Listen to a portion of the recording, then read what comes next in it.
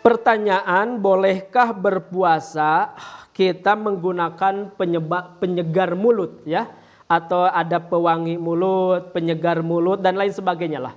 Maka sahabat-sahabat sekalian, hukumnya dibolehkan. Jelas hadis sahih ketika Umar bin Khattab mengadukan kepada baginda Rasul, "Ya Rasul, aduh malang sekali aku, tadi aku khilaf mencium istriku." Kata Rasul dengan retoris bertanya balik kepada Umar, "Wahai Umar, apakah berkumur membatalkan saum?" Umar menjawab serta-merta, "Ya, kalau hanya berkumur enggak membatalkan saum atau ya Rasul." Maka Rasul menjawab, "Wahai Umar, begitu pula hanya sekedar mencium istrimu." Maka dari keterangan ini ada dua hukum yang bisa kita ambil. Satu, berkumur itu tidak membatalkan saum. Yang kedua, mencium istri yang hanya sekedar ya cium geget lah, cium sayang, tidak berangkat dari dorongan seksualitas, itu tidak membatalkan saum. Maka berkumur dengan ya semacamnya lah, penyegar dan lain sebagainya, itu tidak membatalkan saum karena itu hanya ada di wilayah mulut saja. Sedangkan di dalam fikih yang membatalkan itu jika masuk sampai ke jaupun, batnun, sampai ke lambung, itu yang membatalkan saum di dalam fikih. Jadi berkumur tidak membatalkan saum. Ada pertanyaan, bagaimana ditetes mata dalam kondisi kita sedang saum? Sahabat-sahabat sekalian, di dalam fikih itu ada namanya jaupun. Jika ada sesuatu, entah itu benda, entah itu makanan, ya, yang sifatnya padat, entah itu cairan minuman yang bersifat cair dan masuk ke dalam jaupun, bisa lewat hidung, bisa lewat mulut, mohon maaf, bisa lewat anus dan sebagainya. Termasuk juga ulama lain ada yang mengatakan telinga dan lain sebagainya, itu membatalkan saum. Itu ulama. Tetapi ada ulama yang lain mengatakan tidak semua yang masuk ke jaup itu membatalkan saum. Jika tujuannya bukan litaqwa, bukan kekuatan, tapi litadawa, untuk penyembuhan. Jadi boleh saja misalnya kita ya meneteskan obat ke mata supaya mata kita sembuh dari gatal ya atau kelilipan dan lain sebagainya, maka itu tidak dipermasalahkan. Kenapa? Karena ada dua hukum. Satu, mata itu bukan jauh, artinya bukan terusan ada yang langsung ke lambung, beda sama hidung dan mulut. Yang nomor kedua, jelas walaupun ternyata ada para pakar mengatakan dari mata juga kadang-kala kerasa ke ini gitu ya, ke mulut, tetap tidak bisa dikatakan membatalkan saum. Kenapa? Karena maksud dari mengecerkan dari obat itu tujuannya bukan litaqwa, bukan kekuatan, tapi untuk pengobatan. Maka berangkat dari situ, kesimpulannya kita mengecerkan atau mengobati mata dengan obat tetes itu tidak membatalkan saum karena satu, lubangnya tidak tembus ke lambung. Yang nomor kedua, tujuannya bukan litaqwa tapi litadawa, bukan mengambil kekuatan tetapi hanya sebagai ikhtiar penyembuhan. Ada pertanyaan, apakah kita menghirup obat pelega hidung itu membatalkan saum atau tidak? Sahabat-sahabat sekalian, para ulama berbeda pendapat. Ada yang mengatakan jika obat yang dihirup itu bukan hanya sekedar melegakan hidung tapi menyegarkan badan, maka itu membatalkan saum. Karena tujuan saum tadi supaya kita merasakan lapar, merasakan letih, merasakan ya seperti orang lain, orang-orang miskin, fakir miskin tidak makan. Maka kalau si obat hirup pelega hidung tadi menimbulkan kesegaran secara fisik, maka itu membatalkan saum.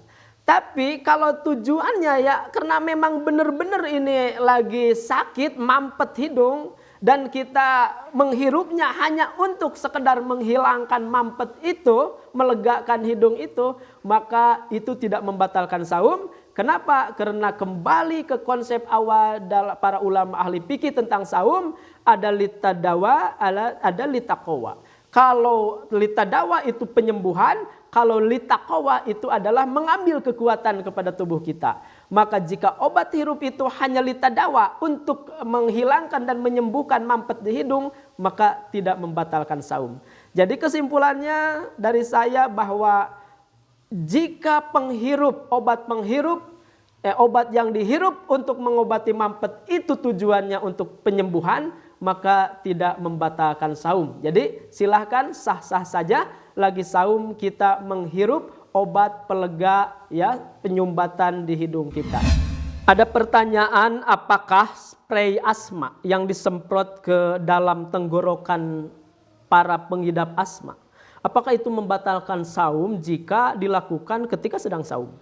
Maka sahabat-sahabat yang dirahmati Allah Subhanahu wa taala, para ulama memang berbeda pendapat. Ada yang mengatakan batal karena jelas itu sesuatu yang disemprot itu cairan, dan cairan itu tentu akan masuk ke dalam tenggorokan. Maka itu membatalkan saum. Itu satu bagian ulama kontemporer, al-mu'assirin. Yang nomor kedua atau ulama yang kedua adalah, atau golongan kedua, mengatakan bahwa spray asma itu tidak membatalkan saum. Kenapa?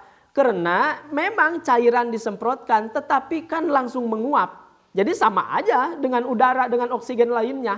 Ketika sesudah disemprotkan itu langsung menguap, ya hanya memberi efek kelegaan saja ke dalam paru-paru, itu tidak membatalkan saum. Kenapa? Karena tujuannya adalah paru-paru, ya. Artinya melegakan paru-paru, tidak tembus sampai ke lambung. Satu, karena langsung menguap kan. Yang nomor kedua, ulama itu berprinsip, alasan kedua nih, ulama yang membolehkan. Prinsipnya adalah ini kan litadawa, untuk pengobatan, bukan litaqwa, bukan untuk kekuatan. Maka para ulama al-mu'assirin, ulama-ulama kontemporer membolehkan dengan tadi dua alasan. Alasan pertama, si cairan itu akan segera menguap jadi oksigen, jadi sama dengan kita menghirup udara, tidak membatalkan saum. Yang nomor kedua, karena tujuannya bukan mengambil kekuatan tapi mengambil pengobatan atau penyembuhan litadawa. Jadi sekali lagi para pengidap asma bergembiralah, karena lagi saum pun kita tetap bisa mengobati asma kita yang ketika kambuh. Ada pertanyaan tentu wabil khusus dari ibu-ibu, karena ibu-ibu kan menjelang berbuka biasanya masak. Dan tentu tidak ada pilihan ketika ingin menghidangkan masakan yang enak untuk suami dan anak-anaknya, harus tahu masakan itu apakah cukup manisnya, cukup garamnya dan lain sebagainya, maka tidak bisa tidak akan mengecap makanan. Maka pertanyaannya, ini mewakili ibu-ibu, apakah mengecap makanan ketika kita masak hanya sekedar untuk merasakan makanan itu kurang garam atau kelebihan, membatalkan saum atau tidak? Sahabat-sahabat sekalian, wabil khusus ibu-ibu, bergembiralah. Itu tidak membatalkan saum.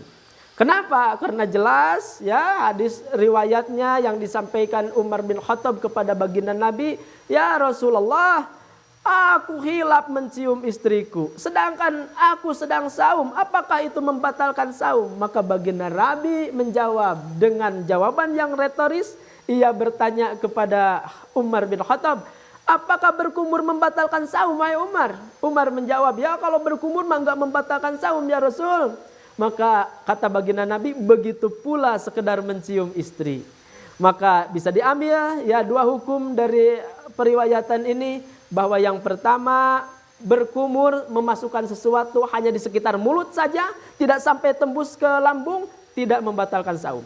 Yang nomor kedua, mencium istri tanpa ada ya dorongan seksualitas, hanya sekedar sayang saja, itu tidak membatalkan saum. Jadi sekali lagi, ibu-ibu boleh mengecap makanan. Jika ada yang menyatakan, tapi kan kalau makanan tuh berasa, kalau air berkumur kan nggak berasa.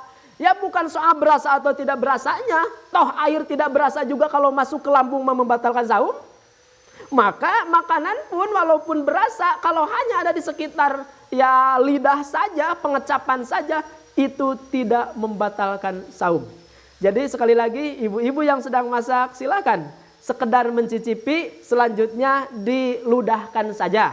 Tapi mencicipinya tentu jangan satu piring, satu mangkok, itu mah batal. Ini hanya sekedar ya mencicip di lidah, sesudah itu diludahkan, maka tidak membatalkan saum. Terima kasih.